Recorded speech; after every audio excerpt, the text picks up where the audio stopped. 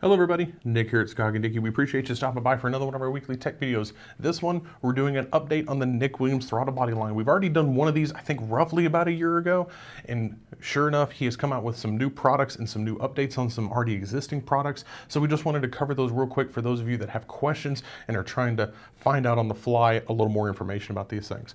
One of the things we wanted to cover was the 112 throttle body. You see I have a 103 here in front of me. This is the 112. This is a big horsepower throttle body, supercharged, turbocharged, stuff like that.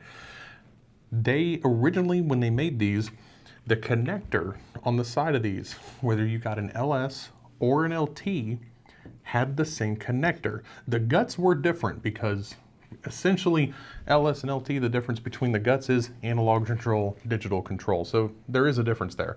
So what they did was they used the same covers on both the LS and LT version, and on the LS one, you got a little pigtail that came with an adapter to adapt it to the LS style connection.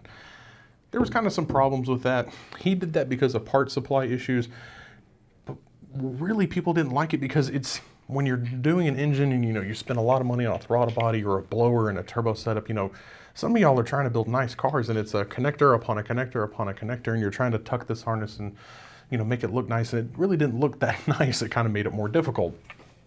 Well, he has finally gone back to using on the 112s, remember this is just for the 112s, the LT you see here on the right, and of course the LS you see here on the left. So now they have the proper connectors. Pretty nice. It actually makes it a better deal for all of us here. But I'm holding a 103, I'm holding a 112.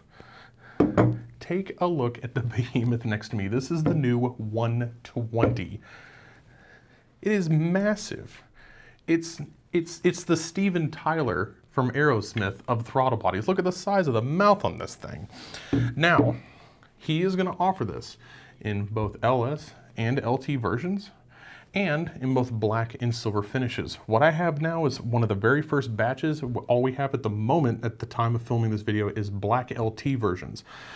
And what these really are for, these are for the big horsepower guys. Specifically, guys that are running a Magnuson 2650 is what these are made for. And you are really cranking it about as far as that blower will let you go. And they will go far. We're looking 1400 horsepower, so no restriction with this thing. The adapter you see here is what is going to come with. This is a nice piece. 100%, just like the housings on all the throttle bodies that he makes. Like milled billet aluminum with every connection you're going to need. Super nice. The back of the throttle body is O-ring, so you don't have to worry about a gasket blowing or anything like that, which can kind of be a problem when you're working with some of these throttle bodies. See kind of how thin that area gets right there. Sometimes you got a gasket here, cause a leak, especially on a supercharger on the suction side, you can cause problems. Nice little O-ring on the back here to keep it sealed.